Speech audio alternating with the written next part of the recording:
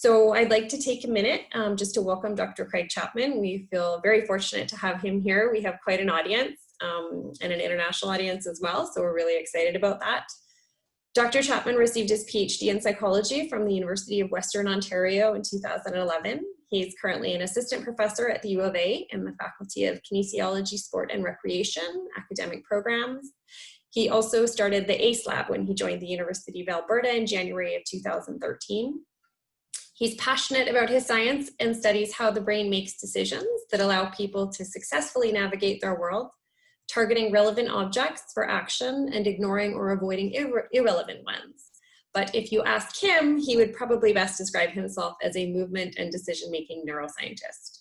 So please join me in welcoming Dr. Craig Chapman, who will be sharing his presentation, Gaze and Movement Assessment in Real and Virtual Worlds. So please go ahead. Great, thank you, Hillary. And yeah, thanks to Campus Alberta Neuroscience for sponsoring this series. I hope you guys can get a flavor of something computational about what I do. Although, as Hillary was just mentioning, I'm mostly a movement neuroscientist, although I think there's a lot that can be learned from computational approaches.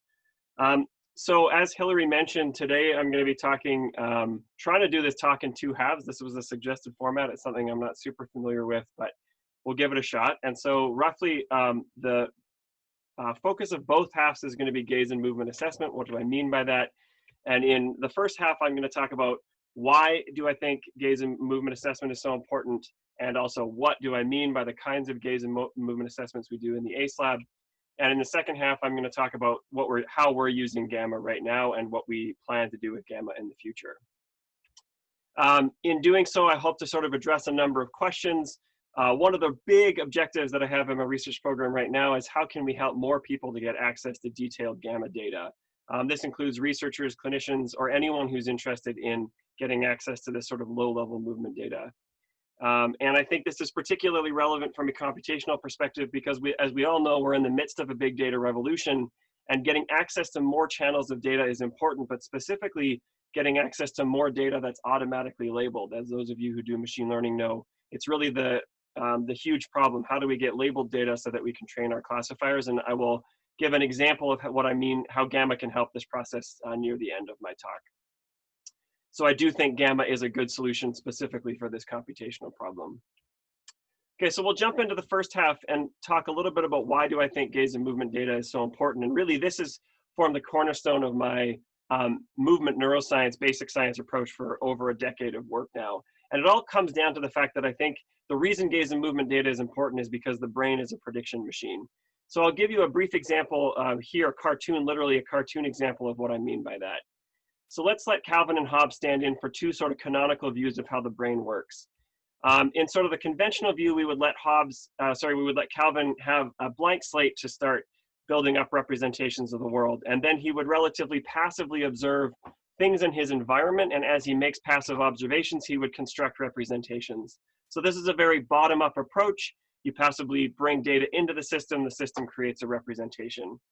Instead, let's let Hobbes stand for a different approach whereby we actually start with a template of what we think the world might look like, and then we test the world for predictions as to whether or not what we're seeing matches the template. So in this view, then, Hobbes is a much more active participant in that he is sampling his world to see whether or not the stuff out there matches the template prediction in his brain. And critically, in the case where the template does not match what's in his brain, what he does is he performs a movement. And this is why I think understanding movement is so important, because those movements then give us a huge window into what's going on inside the head. Here, when the template is now matched, this is a highly rewarding experience. And so this is a model of the brain that relies a lot on prediction errors. So is what out there matching what's inside of my head? And when there is a good concordance between those two things, you get a big reward signal. But the part that I'm the most interested in is that part where when the prediction error is big, when what's out there doesn't match what's inside my head, I make a movement. And therefore, those movements tell us something about the representations inside of our head. I'm just going to give one quick example of the kind of work we do to measure these kinds of things, these kinds of reflections of inner processes in movement. So if I was in an auditorium, I would get each of you to point to which of these two treat items you would choose in a vending machine. If you want to do that right now, point to the one on your screen. And then I would want to know something about the movement you made to make that decision. So we actually did this experiment when I was a postdoc at UBC. We set up motion tracking cameras and a projector, as well as markers attached on the participants. And when you stitch all of these three things together, what you can render is any projected surface becomes touch interactive. So here we literally made a tabletop where almost the entire tabletop was touch interactive. And then we just performed the experiment I had you guys think about, which was we just showed people pictures of chocolate bars and potato chips, and we had them do it hundreds of times. You just reached out and touched the one on the touch interactive tabletop that you wanted on that trial. Now, we motivated you to actually make decisions that were consistent by stacking up chocolate bars and potato chips next to the table, and we said we're going to randomly choose 2 trials, and whatever you actually selected on those trials, you'll walk out with today. So people were really quite motivated to do well in this experiment.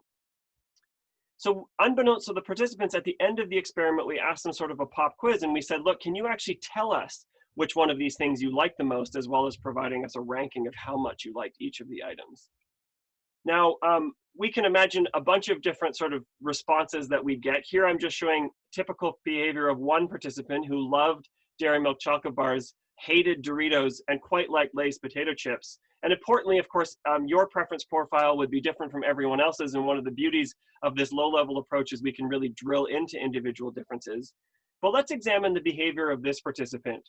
For this participant, we can imagine 2 different kinds of trials. Hard trials, between something they like quite a bit, the Dairy Milk, and something they like almost as much, the Lay's potato chips, versus easy trials, where they're choosing something they love versus something they hate. This is quite simple, and they'll always move towards the Dairy Milk. The question I wanted to know is, what information can we learn about their preferences by only examining their movements?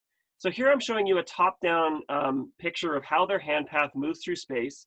First, when they were choosing the Dairy Milk versus the Doritos, so the easy decision, and the Dairy Milk's on the left. Not surprisingly, they move relatively directly towards the left. If we flip these trials and move the Dairy Milk to the right, they also correspondingly move straight to the right. And we can calculate how straight these paths are in a number of different ways. Here I'm showing you the area between the curves. The critical question is, what happens when they choose the Dairy Milk and it's on a hard trial? And I want to pause before I bring up the data and emphasize here that if we were using conventional approaches to decision science and only measuring what the person chooses, these 2 trials are indistinguishable because we only analyze trials where people chose the Dairy Milk. And yet, when we look at the hand path, it's very clear that there's some fundamentally different processing going on. It's as though the indecision is physically manifest in the movement. The hand moves up the middle of the table because it can't decide which one of those 2 things you want. And if we looked at individual trials, you'd actually get changes of mind where the sort of hand oscillates back and forth between the 2 options. So it really emphasizes the point that it's not good enough just to study what people do. You really need to also study how they do it, and this movement signature can give us a lot of information about what's going on inside the head. Now, I have in the past given many talks about all of the work that we've done. Please feel free to ask me questions. We've shown decision biases across a gamut of factors using this type of approach, and it turns out that almost any type of preference or stimulus-based bias or reward-based bias is manifest in the movement, and we can read it out, just like I showed you from how people move.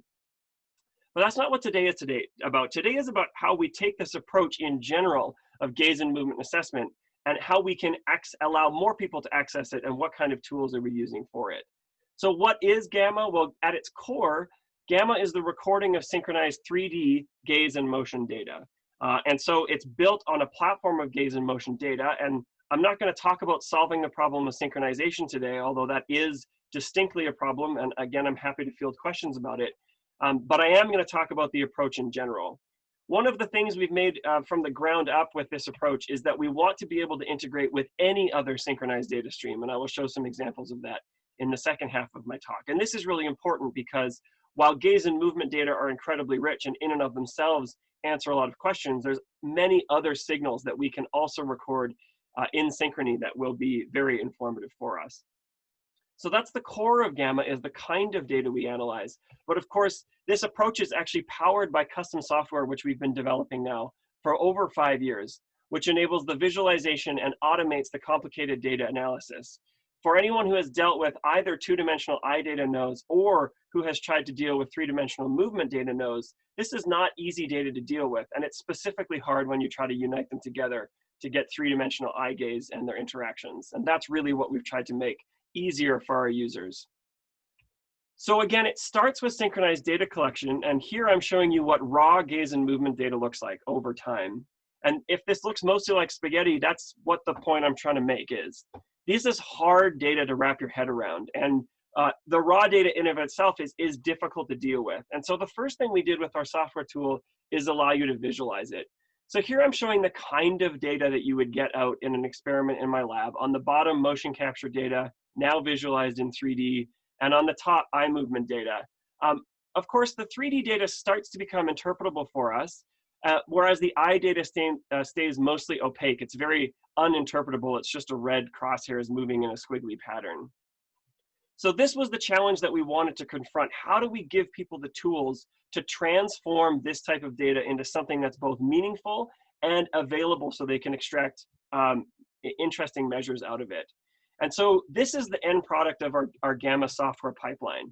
Again, with no custom coding and only our software, you can layer on all of the rules necessary to translate your raw 3D and 2D eye data into this complex modeled environment where not only are we modeling the person and their eye gaze, but the objects in the environment. And critically, we're automating the extraction of events. So for example, in this little picture here, this little video, every time you see that box turning red, that event is being automatically detected as an intersection between where that person is looking and the object they're looking at.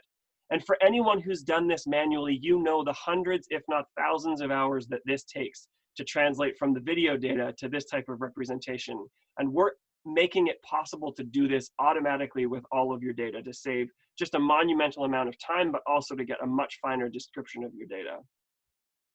So the GaMA software platform is a MATLAB GUI platform that accepts synchronized motion data, eye movement data, and a couple of other specific data files should you wish to get out 3D gaze vectors as well as kinematic data. And then, like I said, it's built up to provide a series of graphical user interface modules so that the user can augment the data without having to do any programming of their own. I'm just going to show you a couple of snapshots of the modules we have. For example, this is just a still frame of the eye wizard, which accepts, visualizes, and then actually automates the cleaning of your 2D eye data. As anyone knows who's dealt with 2D eye data, it's very noisy and messy, and we've automated algorithms to clean it for you. Here's another very important module in GaMA that allows you to automatically define when key events occur. Here I'm showing you in the blue line the velocity of an object that gets moved in the scene. So for the majority of the trial, it's stationary, and 2 times it gets moved. And then you might want to know when it gets moved. So we allow you to define, for example, a threshold event that says when it exceeds a certain velocity, we'll say that it has started moving. And again, once you build up these rules, the rules get saved, and then they can automatically be applied to all of your trials without you having to do it sort of trial by trial. So these are the modules that currently exist in GaMA, all the way from dealing with your raw marker and eye data through to extracting more and more complicated representations of your data, like how fast things are moving, what the distance between things are, all the way, like I said, to those event creation. And finally, you can look for complex relationships in your data. The really important part of GaMA is that you, as the user, have all of the power to define these rules for a single trial, then save off those rules as what we call as a configuration file, and then apply that configuration to all of the data of the same type. And so we have been able to automate the pipeline of data cleaning such that it used to take us months to analyze by hand this data, and now we can achieve the same in a day or less. Of course, we're always in the process of augmenting this platform, and so what will be coming soon is other tools. So we will be looking at integrating other forms of data as well as other representations of your data. So the goal of GaMA is to allow you first to take in data of this type. So on the left, you can see, actually we allow you to load up full projects where you have multiple participants and each participant has multiple trials of data. And initially we let you visualize the raw data, but really what we've empowered you to do is use the tools that we've provided and no custom coding to provide this level of meaning and interpretability to your data. So now you can fully understand the richness of the gaze and movement data without having to know 3D geometry and coding on your own. So I'll end the half of this talk just by showing you the examples of what GaMA can do in the particular use case that we were interested in, which was upper limb performance. This is a video of an able-bodied user performing what we call the pass-the-box task. In the top, you see the view from the eye camera. In the bottom right, roughly what a motion capture tracking system would do. And in the left, our software representation in GaMA. Now it's going to transition to this same task, but being performed by a prosthetic limb user. And what you'll notice immediately is that the prosthetic limb user moves differently, which is not particularly surprising. But what we were very interested to see is that their pattern of eye gaze is fundamentally different. So whereas an able-bodied individual can reach out and as soon as their fingers touch the object, they're already looking ahead to where they're going to put that object down, a prosthetic limb user doesn't have that freedom, doesn't have that sense of touch. And instead, their eyes remain fixed on the hand, on their end effector while they interact with the object, because that's the only source of feedback they have. So here I'll walk you through the data we acquired from that task and sort of some end results that we can pull out of GaMA. Of course, you can convert raw movement data into velocities. Here I'm showing velocity traces of the hand and the object being moved. Then we can define key events. When do we hit peaks and valleys in these velocity curves such that we can break up our movement, again, automatically, our full trial into its movements. But we can further subdivide, of course, because each movement is itself a composite of sub-movements. You're reaching towards an object, you're grasping it, you're transporting that object from location A to location B, and finally, you're releasing that object. These are, again, rules that we have created that automatically get extracted and defined from all of the data. Finally, we can layer in what the eye is doing. So in this bar chart, I'm showing you the time that the eye is looking at each of a bunch of locations in the trial of interest. Are you looking at where you're going to go or where the object is going to be put down across time, and now broken up by the very specific phases? So, you know, a red bar here is you're looking towards that particular location during the reach, for example.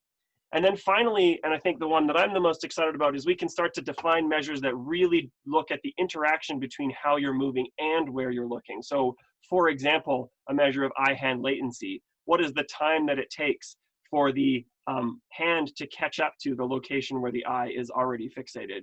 And again, these are complex things that you can define in our software and then will be automatically extracted for you.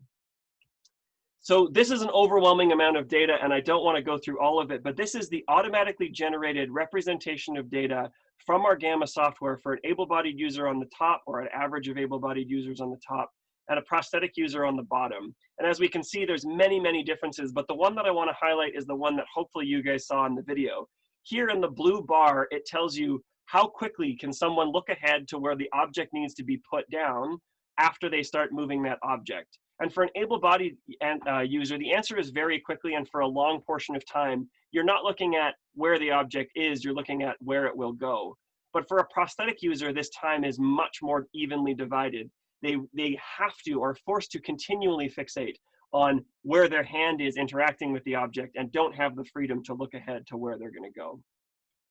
So I'll end by saying, for these particular tasks, what we call the pass-the-box transfer task and the cup transfer task, we have very detailed documentation of exactly what you would need to do to collect this kind of data. So if you're interested in upper limb assessment, these are very well validated, very good tasks for which we already have all of the configuration files. So if you collect exactly these trials worth of data, you don't even have to do anything in GaMA. You can literally take our software, take the configuration file, and get all of those measures I just showed you automatically.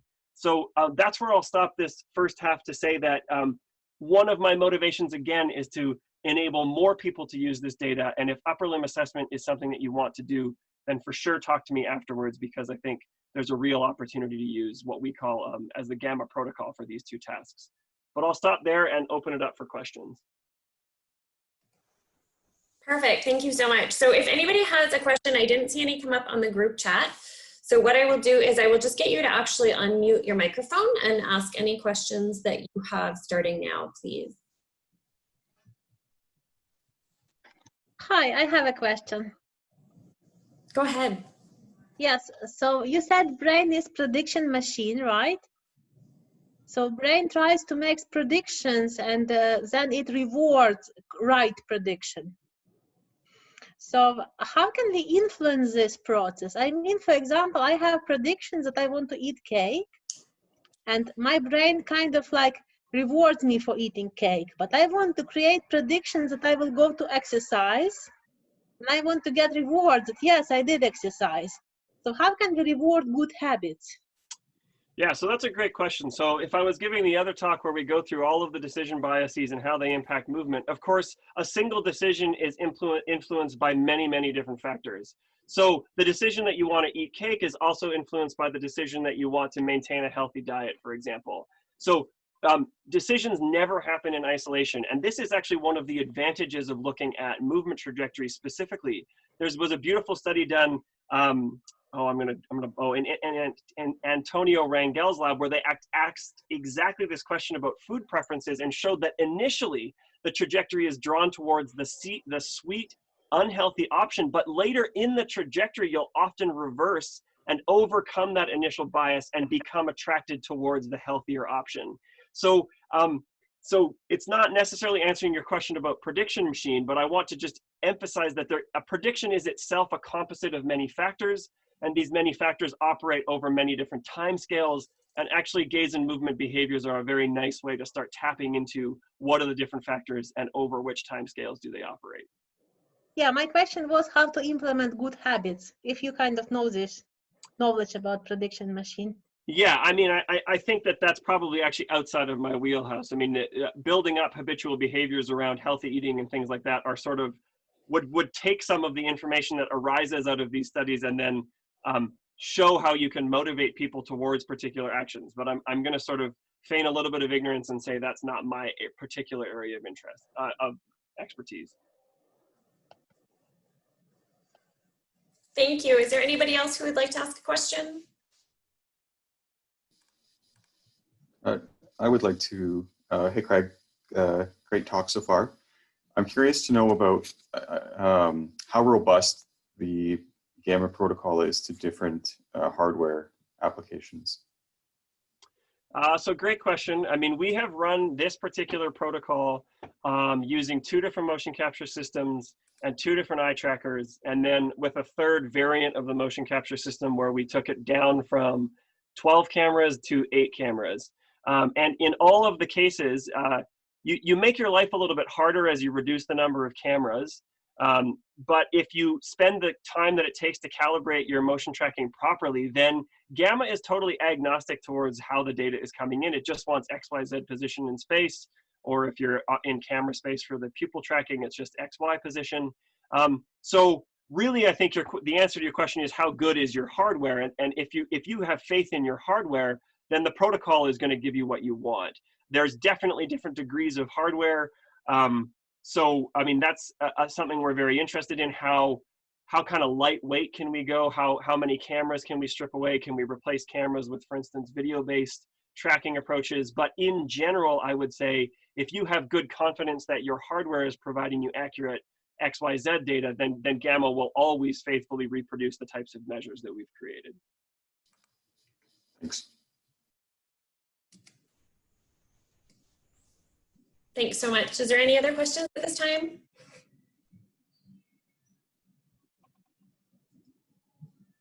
So if not, I think we're just going to move on to the second half of the presentation. So please go ahead, Dr. Chapman. Okay, so that is what GaMA is. And now I want to spend the next 15 minutes or so just showing you some of the ways that we're using it in my lab and some of the ways that we want to use it in the future. So the first thing that I will speak to is actually a point that was just raised, which is it's all well and good to have GaMA exist for the types of setup where you can put 12 cameras and a head-mounted eye tracker on somebody in the lab, but that's not very accessible if you want GaMA to reach out to more audiences. So one of the ways that we've been sort of investigating if we can broaden its approach is by looking exclusively at GaMA as in just 2 dimensions, because there's a lot more ways that you can collect 2-dimensional eye and movement data that are now possibly much easier. So I'll highlight a couple of examples. This is work of my master's student, Alex. She's doing an internship with a company, Neuroscientist, in the UK that's looking at using gaze and movement behaviors as an online behavioral assessment tool. So here it might ask you a question about, for example, which attribute do you identify with? We're just showing you a dummy example, and you would move the mouse to choose one of those two things, and hopefully eventually also embed some eye tracking in this experiment. And then of course we can do with GaMA and the same approach, the exact same kinds of analyses where we create trajectories and look for differences in trajectories, but we just subtract out the third dimension, excuse me.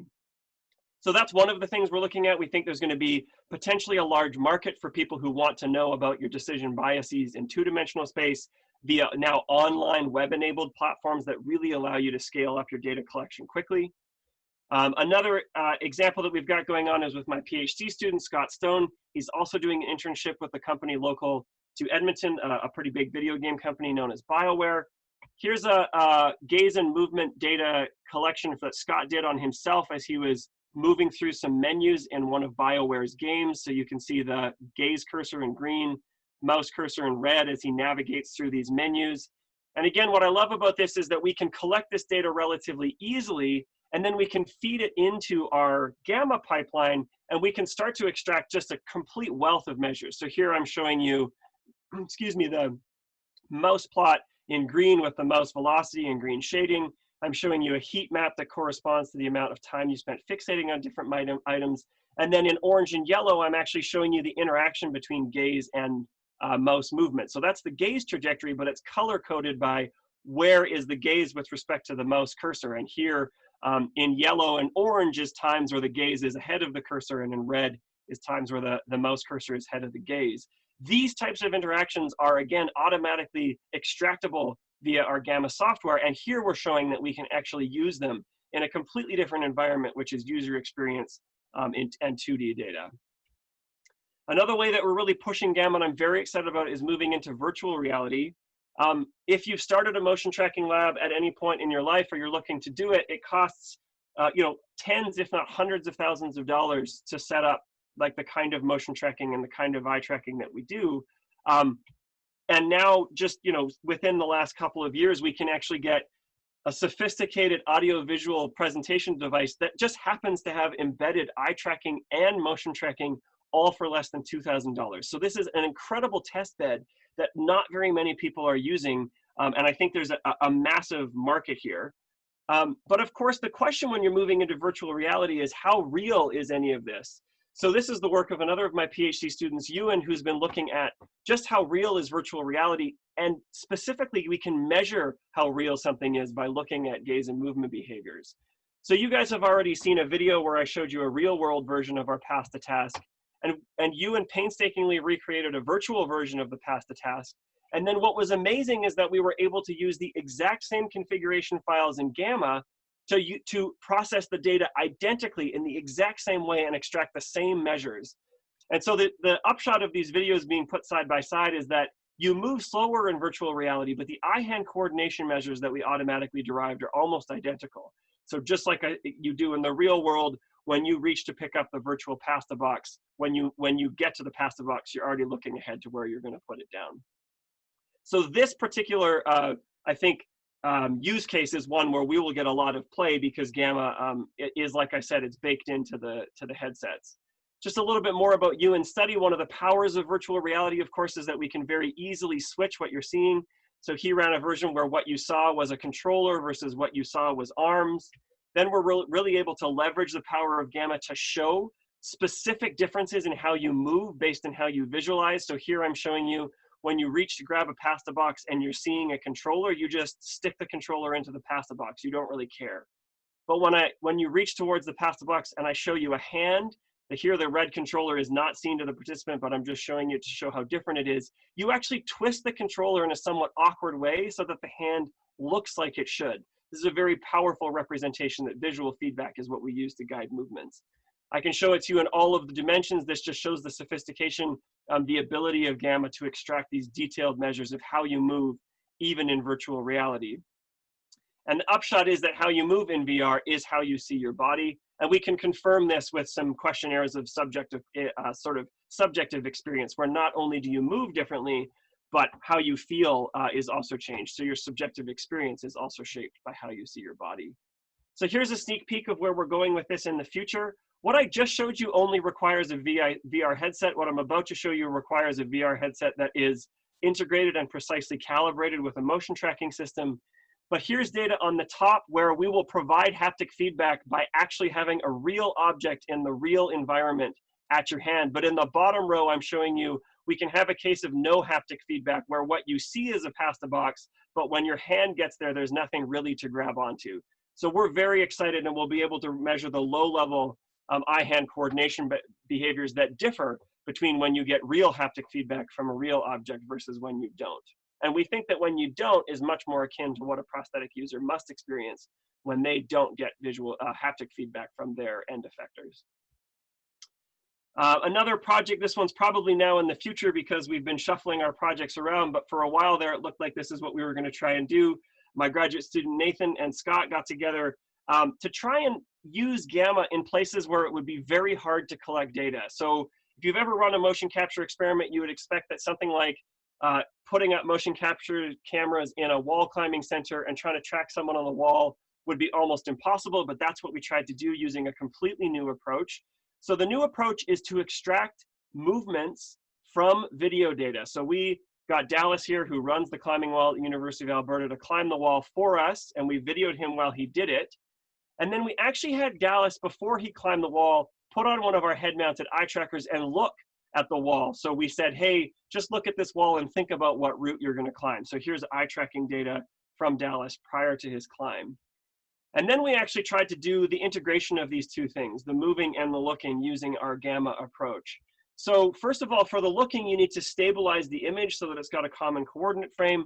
This was Scott and Nathan's work entirely. They figured out how to sort of take some image stabilization in MATLAB and apply it to the videos. Here you can see that in the dark red is areas that fell out of bounds for some of the frames of the camera, but the middle stays relatively fixed because we're getting a common coordinate frame.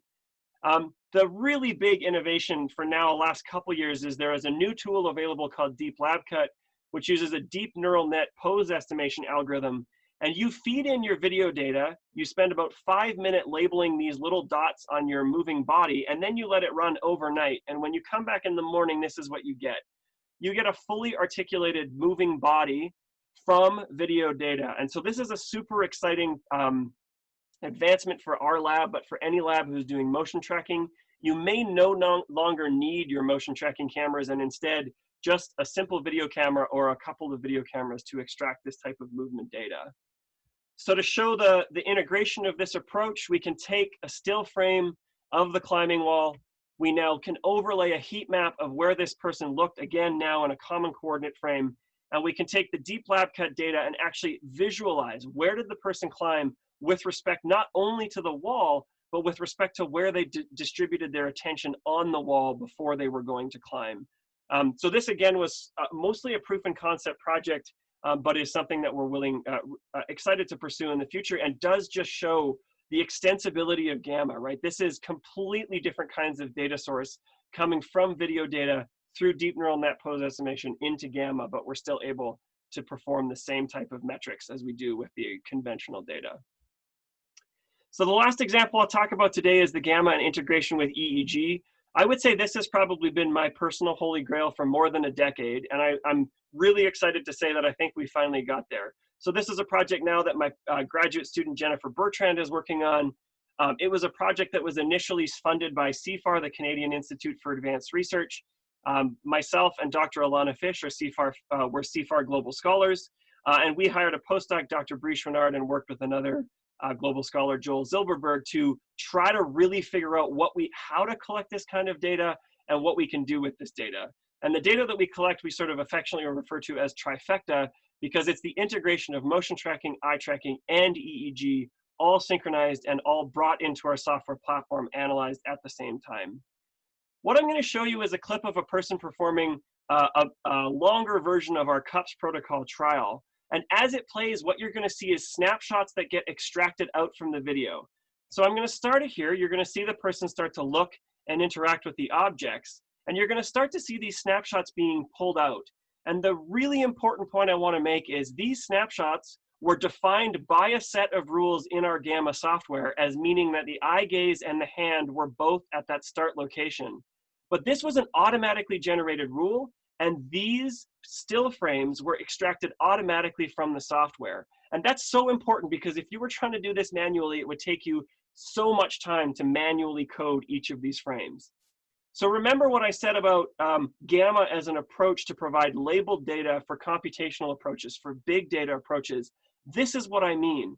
The labels for the EEG data are coming from what the eye and hand are doing. So here, I've identified 4 different labels come from rules that we defined based on what the eye or hand are doing, and then we use those labels to understand what's going on in the brain. So specifically, in this particular experiment, each participant performed about 50 trials. We extract 400 milliseconds of data from that snapshot that I showed you, which is the time just before they start making a movement. And then we feed this into about the simplest classifier that we can imagine, because I'm not really a machine learning expert, although Alana is. And we just try to predict, hey, which of the 4 movements are you about to make?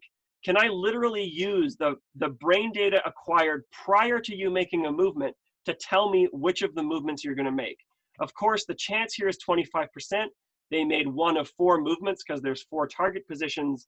And for the very first time when we had tried this on 1 participant's data without trying anything fancy at all, we were almost at 60% decoding, which suggests to us that this automatic labeling approach, where the labeling is derived from the gaze and movement behaviors, will stand to be a very exciting way that we can harness the power of big data as it's applied to EEG.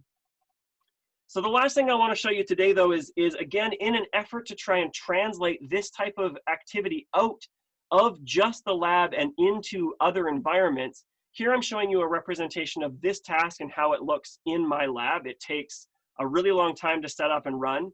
I'm happy to say we have 70 participants of data, so we have a mountain of data to analyze, but it's just not feasible that someone could take this and maybe deploy it somewhere like in a clinical setting where you might believe it has diagnostic potential. So Jen's really been working on creating what we call a light version of this task, where you replace the motion tracker with mouse tracking on a 2D computer. You replace the head-mounted eye tracker, which costs thousands or tens of thousands of dollars, with a $200 eye tracker that sits at the bottom of your monitor and is available on Amazon and comes to your house the next day. And you replace the EEG, the wet EEG system that takes 30 minutes to set up in my lab, with a Muse headband or something equivalent, where you can literally just put the EEG on your head and see what happens. And so this is a project that's very much future looking. We're just in the process of getting it running. But I am excited to say that recently Jen was capable of, in her house during quarantine, using a Muse, a Tobii eye tracker, and mouse tracking to perform a version of the cups task, but now in 2 dimensions. So you hopefully can see the similarities. You're moving from a start position, interacting with a circular object, moving the object between 2 locations, but all the whole time we're monitoring not just where you're looking, not just how the mouse is moving, but also how your brain is responding via the Muse headset. So we're very excited about what this will mean for GaMA style approaches for this data set and other, but also very excited by this approach in general, where we can take big neural data sets or big data sets where we integrate other data streams and use eye and movement behaviors to automatically label that data and be therefore much more amenable to classification and machine learning approaches.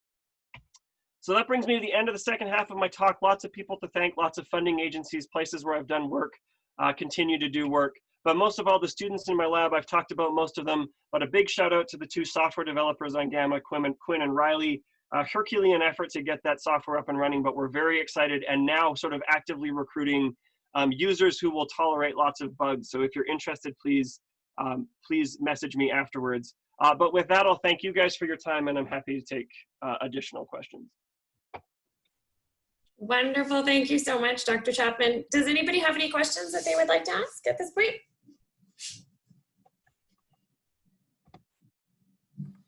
This is not a theoretically interesting question, but does the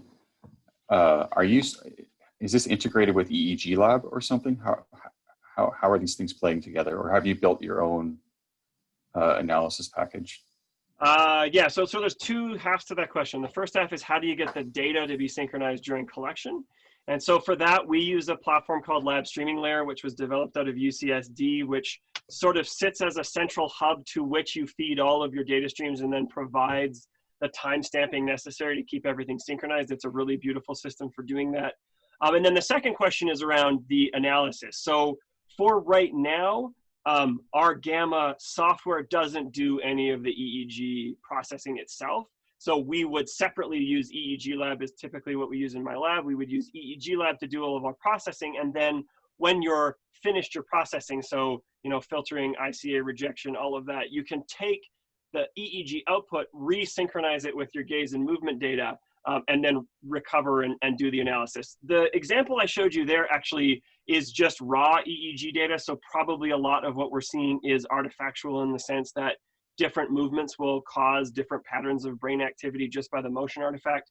But that's part of Jen's project. What does decoding accuracy look like when we remove what we think is movement artifacts versus not? So those are some of the questions we're interested in. But the answer to your data analysis question is all of that is still it's happening outside of GaMA, and then GaMA is the place where you could do the integration and the labeling if you wanted.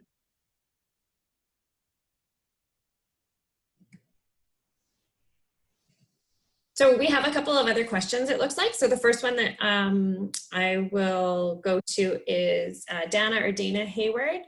How good is the Muse compared to the EEG in your lab? Yeah, so that's the big question we're trying to tackle right now by running this study. The answer is it's going to be terrible. I don't want to pull any punches here. I don't really think that the data we get out of the Muse is going to be even not even in the same league or even in the same sport as the lab quality. So, and as Dana, as you know, we have researchers at the U of A like Kyle Mathewson who have done this kind of work.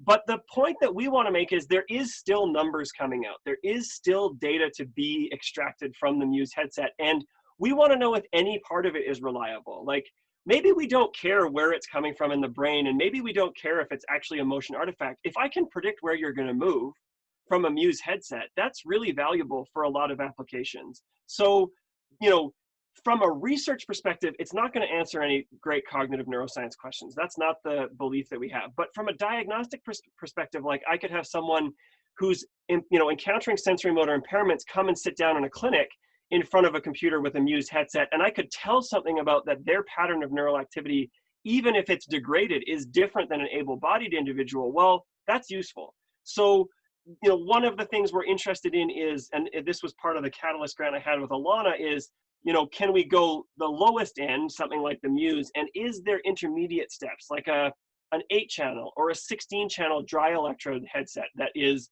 more expensive, but also a lot better? So, you know, once we've nailed down this approach, and I think we finally have, now we just need to acquire the equipment that fills in some of those blanks to ask, well, what does it look like if you have a slightly better system? And at what point does it, give you better returns, both from a diagnostic perspective, but also from just like a cognitive neuroscience, basic science perspective. Fantastic, thank you. We had 2 other people who looked like they had questions. So if you just want to turn your camera on, be happy to ask.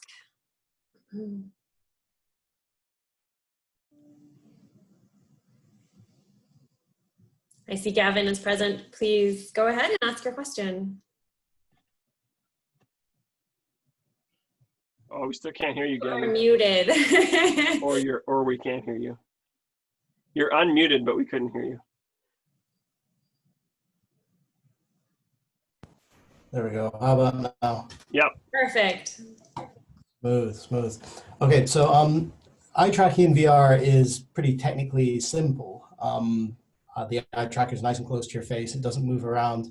How's the kinematics working out with the Pro? Vive Pro? Yeah, so first of all, just a point about eye tracking. The eye tracking quality of data that we get out of so I should say, first of all, I don't actually own a Vive Pro yet. It's on my to-do list, and then the pandemic hit. We actually had a Pupil Labs eye tracker embedded, but it's exactly the same. And I will say the quality of eye tracking data we get in the VR headset is better than in the real world for precisely the reason that you just said. They've created an enclosed environment. They've optimally positioned the cameras. It's really good quality eye data. The kinematic data is remarkably good. I have to say that my belief was that it was going to be not so great, but maybe that's not shocking given that if your kinematic data of head tracking is off in VR, it makes you want to throw up. So they had to get it right for it to be a package that works. And all of us who've experienced the latest generation of VR, it doesn't really make you sick. And I think that's a testament to the fact that the motion tracking is actually very good. So one of the goals of Ewan's project by integrating the motion capture system with the Vive and Unity is that we will actually get a much better characterization of how different the kinematics were from the kinematics provided from the controller via the HTC versus from the OptiTrack, which I feel is more like a gold standard. But if I had to speculate, I'm going to say that actually we're going to see negligible to no differences, and the motion capture quality that you're getting out of VR is almost the same. Now, of course, as you know, you can't get very precise marker tracking, like is it this finger or this thumb? But even that is starting to be solved via much more complicated hand tracking algorithms that are baked into a lot of these headsets now. So again, because the industry needs to solve these problems, I think we're going to be, as scientists, beneficiaries. They're going to solve a really good problem for finger tracking, and it's going to need to be accurate. Otherwise, they wouldn't push it to their products. So in general, I'm very happy with the kinematic quality, and I think as it improves, it'll only get better for us.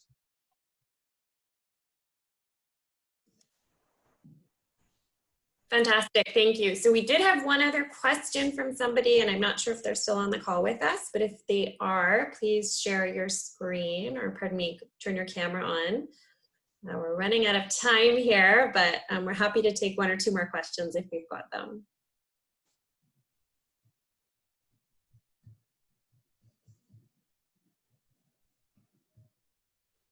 If no one has a question, I have a question, different than about habits. So basically you have this, you have a chance, and it's like also about previous talk, that you have these results just because you have machine learning and proper data analysis. Technically, you can.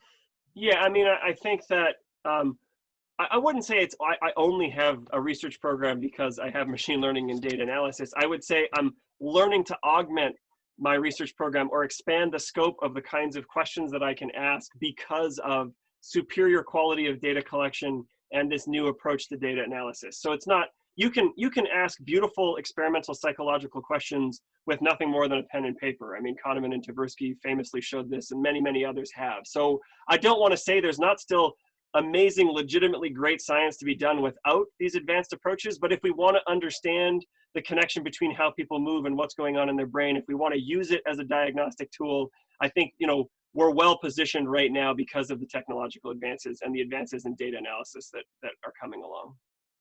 Yeah, but my feeling is that you can do even more because you use it, let's say, 50% of possible.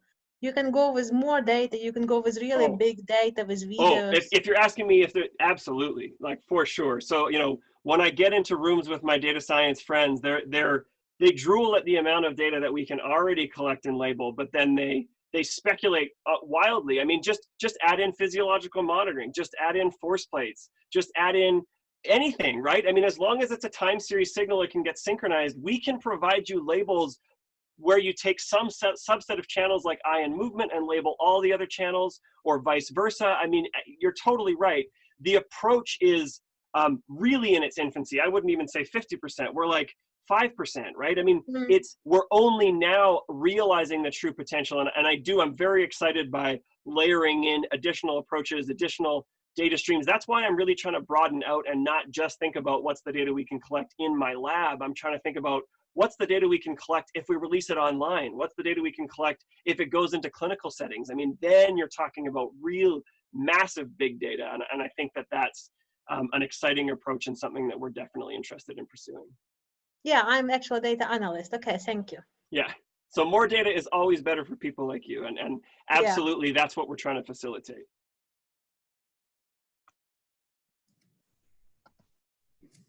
Wonderful. So I think we may have one last question from Abdullah. Go ahead. Yeah, hello. How you doing? Good, thank you. Hello, hi. Yeah, I can hear you. Can you hear me? All right, yeah, definitely. I'm very glad. My name is Abdullah Amir. I'm a PhD holder, image processing, computer vision, and machine learning. I would just like to comment. First of all, I would like to compliment like what you do and your research team is doing. Actually, my field is more to object tracking and facial detection, eye shell recognition, as well as motion detection as well. So I had done like one of the projects, and that won a prize. It's in object tracking and live object tracking, that it shows instant result for facial recognition and identification. So if you don't mind, can I have like your email address in order for us to like communicate and discuss further? Sure, Hillary, is that available in the announcement, or is that something that that you can make available to people who attended? Yeah, absolutely. So I can actually send out an email through Eventbrite and Okay. give everybody. Yeah, we'll share it that way. It's just rather than me posting it here, it's probably Yeah, easier if you can. absolutely. Thank you so much. But I would say that in general, so I mean, much. I showed you pose estimation approaches using machine learning and essentially for visual, for pose recognition, but I've just come across recently things like you're talking about where the environment is being modeled via the online object recognition. So I mean, that's beautiful for us. The more ways that we can get labeled data into our software pipeline, the faster it is to ratchet up to providing those meaningful labels and layers. And so I think, yeah, we're very excited to try and think about other ways of getting meaningful labels into the data without, we're trying to take the user out of it because it's such a manually like intensive process that any of these automated approaches would be great. All right. Fantastic, thank you. So we have one, oh, we have two last questions. Okay, so I'm actually going to defer to Ewan. Ewan has a question, and then we have a last question from Lavanya. So go to Ewan, please go ahead. Sorry, I didn't want to take up time or anything as I connect with Craig after, but I just came across this paper, Craig, and it's amazing. Basically, they got people to embody their friends' bodies using VR and just use the camera on the front and did like a rubber hand thing. And then they actually, when you embody your friend's body, you start to take on their personality traits. So you did like a personality questionnaire about your friend beforehand. And then when you're embodied in your friend's body, so to speak, you take on some of the way they talk and their personality. And I just wanted to get your opinion on that, and also maybe the extent of what like maybe embodied cognition might mean for the future with virtual reality and things like that. Well, Ewan, we'll probably talk about this for many years to come, but I mean, I think that body swapping, the ability to inhabit other bodies, is a really powerful, as you know, tool in virtual reality. And as we've talked a lot about, it would be very interesting to measure the low-level behaviors, right? Not just is your personality and the way you talk changing, but is how you're moving changing. If you're embodying a shorter body, do you start to do things that make you, you know, perform as though you're a shorter person? So, I mean, this actually speaks a little bit, I have a collaboration with Dana who asked a question earlier about social cognition and how two people interact. And that's another whole data space that we're interested in moving into, is collecting eye and movement data from more than one person at a time. And I think that naturally extends to VR in how do two people performing in a virtual task interact in terms of their eye and gaze behavior. So, I mean, that's a really big question and I could go on for some time, but I think it highlights, again, the advantage of embracing some of these new technologies, because we're going to be able to get access to, you know, new crazy kinds of data, and especially in VR, and new crazy kinds of experiments. And I think it'll be really cool to measure some of these low-level behaviors. Great question. Thank you so much. So our last question is from Lavanya. Lavanya, if you'd like to go ahead and ask your question, and then we're going to have to wrap it up. So. Hi, first of all, I would like to say it's a very nice presentation. My question is, there are so many challenges. Say a person is distracted or multitasking, he or she might stare at a point which is not good data. So how do you handle that situation?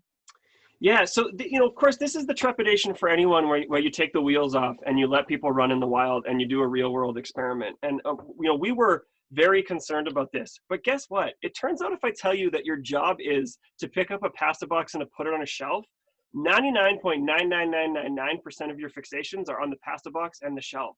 So this idea that we're actually distracted and we look other places just doesn't happen. And I have to say, like, I had the exact same intuition. I'm like, how are we going to code looks to the doorknob? How are we going to code looks to Ida's shoes? Ida was the experimenter running this, like, but it never happened. And so I actually think this is one of the liberating things about truly moving to authentic real world behaviors. Because in the real world, if I'm going to the fridge to grab the milk jug, I just look at the fridge handle and I look at the milk jug. So so at one level, I don't think it's a problem. And yet at the other level, the degree to which you're able to model your environment will tell you the degree to which you can characterize looks to each object. So if you know you have your task relevant objects and then there's everything else, then we know how many times are you looking at task relevant objects. So on both accounts, I'm actually not too concerned. And I think we've actually captured the majority of true behavior in this task. Yeah, that's really surprising and interesting. Thank you. Fantastic. So it's 2:02, so we're a few minutes over, so we're just going to wrap it up quickly. Thank you so much, Dr. Chapman. It was a fantastic presentation. It was very well enjoyed by everybody. Huge thank you to everybody at CAN, the Computational Neuroscience Scientific Advisory Committee, which helped facilitate this, as well as to the team at NeuroNexus for the presentation early on. Please stay connected with us. So we will be hosting a continuation of this series into the fall with a focus on machine learning and artificial intelligence. So stay tuned as we announce the dates and the presenters. And thank you so much for being here today. Okay, thank you. Take care. Bye-bye.